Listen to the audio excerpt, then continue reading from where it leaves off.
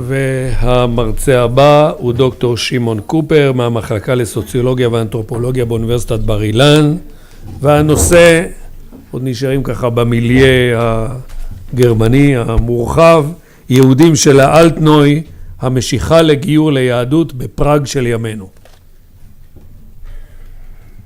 תודה רבה, ואני מודה גם כן לשני המרצות שדיברו לפניי, בגלל שכמעט כל השאלות שלהם שהבנתי שעומדות מאחורי ההרצאות האלה, אני גם נוגע בהם, אבל אני נוגע בהם בצורה אחרת. דהיינו, אני מתבסס לא על הגישה השוואתית בכלל, אלא על גישה שמתבססת על difference, על שוני. אני רוצה להסתכל כמו אנתרופולוג על הסטינג, על המקום שבו הגיור מתרחש, ולשאול את השאלה, כמו שנשאל כאן, מה מושך אנשים ליהדות, אבל מה מושך אנשים ליהדות כצ'כים, במצב התרבותי הצ'כית הנוכחית. היו לי כמה בעיות עם המאמר, אז אני אעבור עכשיו לאנגלית, בגלל שהדפסתי את זה במקור באנגלית, ואני מבקש את הסליחה למי שזה יפריע. The paper is called Social Aspects of Conversion in Jewish Prague, or at least that's the original subject. Here's a tight summary for the beginning. Ethnographic observation in the Jewish community of Prague in the Czech Republic helped identify processes contributing to the identification of informants with the Jewish community. Although the local Jewish community is small, officially numbering only 1,600 persons, there are several times that number of people associated on various levels with the community. I estimate around 10,000 people who, in the words of most Jewish citizens of Prague, are around the community in one way or another. Official Jews in Prague are called halachic Jews, officially born to a Jewish mother, and are granted voting rights in the community organization as well as rights to communal resources which are considerable. The Prague Jewish community is rich, and it gives out a blue book to official members of the community which entitles them to all kinds of rights, many of which are rather valuable. It can include a rent subsidy for younger families, and living in central Prague is not easy. It can include a place in the old age home, and between that and that, there are all kinds of other kinds of options and possibilities that devolve from this. The second kind of Prague Jewish communal citizen is somebody who has a yellow book. Yellow books in Prague are given to people who are not 100% Jewish, or at least halachically Jewish. Usually they're patrilineal Jews. That means that they have a father who's Jewish or some other relative who's Jewish. And the end result of that is that they may not vote, although they're able to receive many of the resources that the Jewish community provides. Orthodox converts have the same rights as people with blue books. Others may express interest in Jewish communal life by attending social and cultural activities of the community. Notwithstanding religious and economic reasons for joining the community through conversion, this paper discusses the social and cultural logic, remember I'm an anthropologist, of conversion, focusing on communal life, social activities, and aspects of Czech culture which find expression in this Jewish community. This paper also addresses the metaphoric little Czech man, described by Ladislav Holy, a Czech anthropologist, and others, and contends that by joining the Jewish community through Orthodox conversion, one can acquire both a Jewish and Czech identity. It is also suggested that some aspects of religious practice among local Jews resonate with practices of other local identities. Prague Jews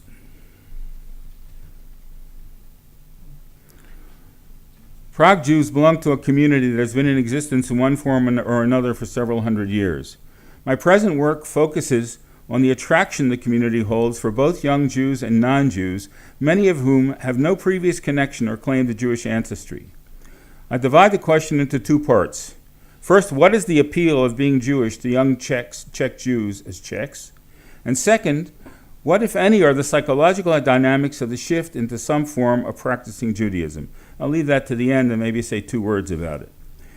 When I proposed this paper, I felt an internal basis for the move towards Judaism. My second question among people I studied was based on loss. That many, if not all, of my informants were a product of broken families, blended families, or families which simply did not function. But in my most recent visits to the community, I became convinced that this was not the whole story. Some of my informants rejected the idea outright. Never ask your informants what they think. So this version is a recent revision and will not deal with life histories. I will try to propose a different theory of what moves people towards Jewish identity in Prague, based on elements perhaps of a psychological theory of migration, which I think includes some of my previous ideas. Let me go directly to the introductory part of my discussion, which deals with the community and conversion. I try to deal briefly with the issues of conversion to Judaism by young Jews in Prague and the Czech Republic. I contend that Judaism is embedded in the local history and culture. I also contend that the local version of Orthodox Judaism is constructed in a way that appeals to Prague Czechs because it is seen as a religion, not a church. It has an intellectual and particularly linguistic tradition. It provides an acceptable and distant culture history, underlined distant, which includes elements of persecution and loss, and as such speaks to the sentiments of post-revolutionary, I'm talking about the Velvet Revolution, Prague Czechs. This is a short report. I will only touch briefly on these issues. I will claim that conversion to Judaism is not conversion in the sense of a radical change, but rather like an alternation. Someone called Brown dealt with this in a book on the anthropology of conversion. It is also a product of a kind of harmony, I would call it syntony, that continues to exist between Judaism and Czech culture in Prague. Conversion in this case is viewed as a process embedded in cultural surroundings and structures. These must be considered in order to understand the palatability and the preference for the Jewish choice. What we are trying to explain is why choose Jewishness. I'm not studying individual converts as such, but a community more or less characterized by conversion to Judaism. The Prague Jewish community is led by a rabbi who is himself a convert to Judaism, and actively participating members of the operating synagogues are largely converts and born-again Jews. Now, how did I get into this? The subject developed from an experience I had when trying to identify the various foci of Jewish activities in Prague. I was told of Shabbat services which took place in a synagogue near my hotel on my second visit to Prague. I was not able to locate the street of the synagogue, but knew the approximate area and thought the services would begin around 9 in the morning. I set off at 8:45 on a Shabbat morning looking for someone who appeared to be going to shul. I spotted an elderly man on the street dressed for synagogue with a proper hat and carrying a bag the right size for a talit. He led me to Jerusalem Street, and to the synagogue I sought, and as he entered, I followed. I was the 9th man. It was after 9 a.m., and we were still short one man for a quorum to begin. My heart sank. Would there be a minyan? At 9:10, the 10th man came, and I expected them to begin the main part of the service. Some of the men present wore beards, and payas, gartels, and wore other signs of more Orthodox Jews, but the service did not begin. An 11th man came, and then a 12th, and so on, till 16 were in the chapel, and about 5 women. At this point, a man sitting in the back raised his hand, and the service began. I turned to the old man I followed to the synagogue, shrugged my shoulders, and said in Yiddish, "Was geht on da? What's going on here?" He answered me in accented English, "They are not converted." The long wait was due to the fact that many of those in the room were not Jewish, but were trying to convert to Judaism, and the delay was due to the lack of a 10th official Jew in the synagogue. Who were these people who appeared so orthodox and yet could not be counted? When the Torah reading began and qualified Jewish men were called up by their Hebrew names to bless the Torah, I noted that most of those who were called to the Torah were named so-and-so ben Avraham. Although Avraham is a regular Jewish name, when men convert to Judaism and enter the covenant of the first Jew, Abraham, they are no longer identified by their biological father, but are called so-and-so, the son of Abraham. Most of the men were either brothers, that's one option, or else they were converts. The latter turned out to be true. And here is a myth of Prague. It may be useful to add another brief note. I met an elderly woman in California, Dafka, who had been told that I just visited Prague as a part of a study of the Jewish community. She told me that her family came from Prague originally, and that some 500 years ago they were Protestants. She said, the Catholics persecuted us, and we had no choice but to become Jews. I thought she was a little bit dotty. Why would people move from one persecuted group to another? My academic informants in Prague treat this as a myth of the local community. There are families who believe this, but knowledgeable informants treat this as apocryphal. Whether or not the story is accurate, it is deemed possible by many of Prague's Jews and therefore is important to understand. I read this comment in several ways. First, that whatever religious identity means, one must always have one. Second, that Jewish identity is legitimate. Third, that Jewish identity is outside the historical conflicts between Catholics and Protestants in Prague, yet it supplies important components of identity as a local person and not as an outsider.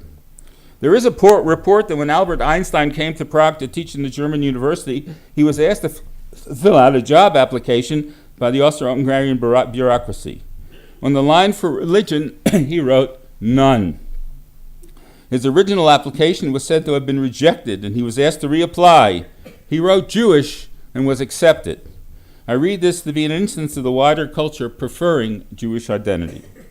Whether or not the story is true, it's clear that the idea of converting to Orthodox Judaism in Prague is neither new nor is it strange to Prague. To the contrary, it is embedded in the local historical and cultural fabric as a valid possibility for most people. Rather than looking at why individuals convert to Judaism in Prague, I will discuss the nature of the syntony between Jewish religious culture and that of Prague Czechs.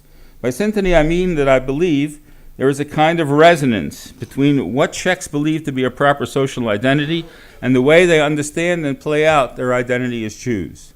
The syntony has to be understood in the context of memory and generational difference. There are striking differences between the generations of living Jews today. The generation of Jews I was looking for when I originally came to Prague was of those who remembered pre-World War II Czech Jewish tradition. Early on, I was able to make contact with very few knowledgeable elders. The one or two old people I managed to meet in 2002 and 2003 were difficult to communicate with and had little memory of old customs. When I inquired about the customs and ceremonies in the Jewish Museum, I soon became used to the answer that they know more about this in Israel, or published works from abroad. In the early stages of my work, I discovered that the living generations are distinct, each one living in an experience based on a particular kind of memory. There were those who still remembered the Holocaust as part of their own experience. Through the celebrations and remembrances of the local communities of their loss in the Holocaust, they maintained their Jewish identity. Such was the case of one informant's grandmother, who was taken by her daughter on Memorial Day, Yom HaShoah, at her request to the exhibit at Theresen, where the old lady had been interred with her husband during the war. As she passed by one of the exhibits, she noted with shock that her husband's suitcase was a part of the exhibit. She returns to the exhibit each year to remember her experience, which defines her life in the present. Her daughter and granddaughter do not identify actively with this experience. Her daughter identifies with the communist and post-communist periods and divides time as before and after the Velvet Revolution. Indeed, in conversations with the second generation, most people almost always make references to the communist period in Czechia, with comments about those who informed or worked for the regime in secret. The third generation, grandchildren of the Holocaust and children of the Velvet Revolution, are left with no palatable past. Neither their parents nor their grandparents have pleasant memories of what life was like. The past they have to offer their children and grandchildren is either devoid of religion or full of suffering or both. Acquiring a palatable past may be one of the outcomes of joining or sympathetically associating with the Jewish community. I'm going to say something now. You can like it or not like it, just let it pass. Judaism provides a fairly good myth. The past is distant and detailed and suitable for intellectual interpretation. Little things like translation and interpretation of text can occupy the intellect. Following Malinowski, myth provides a location in time and space and an authentic identity. Conversion becomes important when it supplies the authentic myth through praxis, complicated process. especially when the process is legitimized by the cultures to which and from which the convert moves. I turn now to those who have become the focus of my interest. One of the features of the religious returnees that I studied is that many of them seem to be in the under 40 age group. 30 seems to be one node, 38 the other. This was about 7 years ago. And that is to say that my snowball informants, I need more. And that is to say that my snowball informants appear to suit these age groups. These are people who grew up during and just after the Velvet Revolution. The memories of the fast they received from their parents were either of the Holocaust and the camp in Terezin or the rigors of the following communist period. Jewish identity was either weak or invisible. Some elderly Jewish parents even pressed their children not to become members of present-day Jewish community organizations so that their names would not be on any list, lest the communists or the Nazis reappear. I believe that the younger generation of Czechs, whether Jewish or not, is loaded with an unpalatable history, in some ways like that of street-corner black men studied by Elliot Lebow in Tally's Corner. Lebow claimed that it was the history of economic and social failure which led the people in Tally's Corner left the people in Tally's Corner without an acceptable past. They therefore invented a kind of pseudo-kinship which supplied support and a kind of fictive history. In the present case, Czech law has caused the letters people were forced to write to the secret police about their friends and neighbors to be made public. Even those who wrote only harmless material are deemed a little suspicious today, making a whole generation of parents and relatives problematic.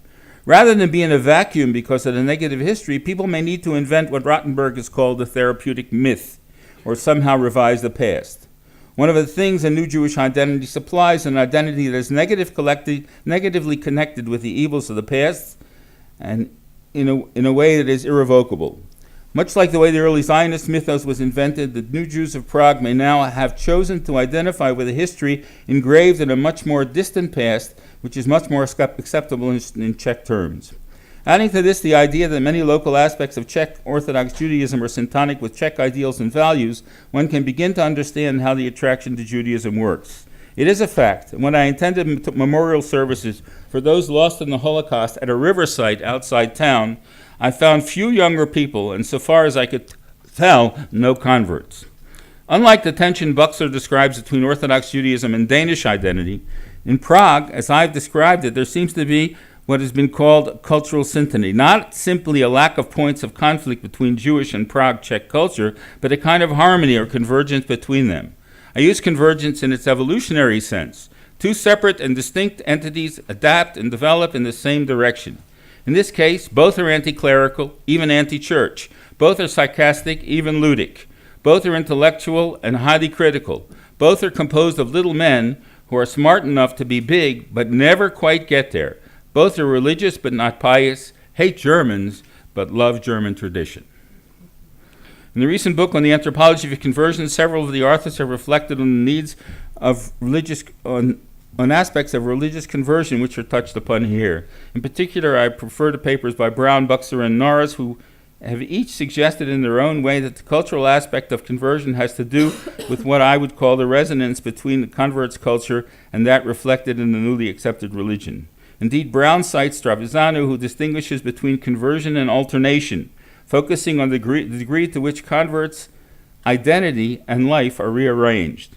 In the case in point, the movement towards Judaism in Prague, I want to suggest that part of what makes this movement, as in motion, not social movement, possible is the fact that to a large degree there's very little conflict between Prague Czech culture and that represented by the Jewish community. What Brown calls a shift in beliefs is minimal and gradual, while the shift in behavior is well within the bounds of Prague Czech life. This is part of what I would include in the idea of cultural syntony, a kind of resonance reflecting what Basin would have called a preferred type, a kind of position vis-a-vis a world which is culturally defined.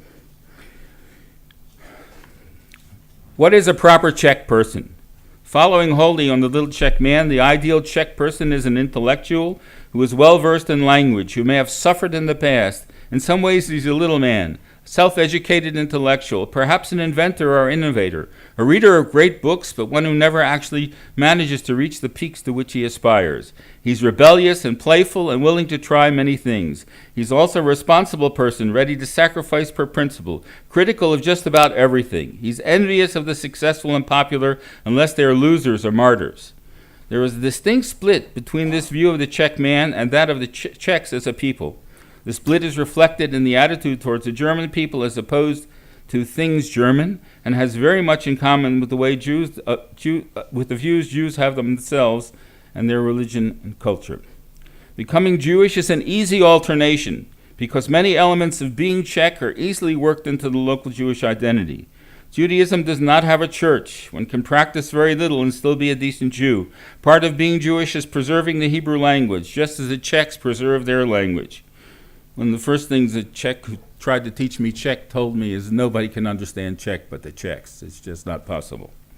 One of the major tasks of the local rabbi is the translation of Hebrew text into the Czech language. This task may be a part of preserving local language and maintaining intellectual tradition. Many of the younger people in the community are translators on various levels, and almost everyone has a preoccupation with text. All right, I'm going to skip the rabbi. And I'm going to tell you about Yara Zimmerman, just to give you an idea of what a little Czech man is all about. Page and a quarter. One example which may be relevant is a report in the International Herald Tribune about a character called Yara Zimmerman. In early 2005, Czech television started a contest to choose the greatest Czech, inspired by the British show 100 Great Britons. The obvious candidates included pop singers, Czech kings, and national heroes. Surprisingly, on January 15th, it seemed that most of the votes by SMS, the internet, or mail had gone to Yara Zimmerman. However, Czech television decided to disqualify Zimmerman, saying that only real people were eligible for the contest, a decision that was strongly criticized by the public. An online petition was started to keep Zimmerman eligible. The popular support for Zimmerman caused Czech television to create a special category for fictional characters to recognize Zimmerman's popularity. And Czech television did a documentary about Zimmerman as well. However, they did not include him in the main contest. Yara Zimmerman is a Czech fictional character by three playwrights. He's presented as one of the greatest Czech playwrights, poets, composers, teachers, travelers, philosophers, inventors, detectives, mathematicians, and sportsmen of the 19th and early 20th century. Playing the game on his real existence is part of his characterization. The character was originally meant to be just a caricature of the Czech people, history, and culture, and he became an immensely popular character. What interests me about Zimmerman is how he appears as a man of many talents who never quite makes the grade, a sort of autodidactic Shlomazolnik, who is good at everything but never quite gets the recognition he deserves. In many ways, Zimmerman is a little Czech man, and his being chosen by popular vote reflects public identification with the character as a little man, both comic and serious, who manages to get through using wits and brains, but always is on his own, and in many ways sacrifices his uniqueness for collective identity. In Holy's version of the little Czech man, this last point is emphasized. I conclude by restating what I said in the beginning. The interest in becoming Jewish in Prague is, to my mind, a kind of alternation based on the syntonic nature of the relationship between local culture and history and Jewish religious life.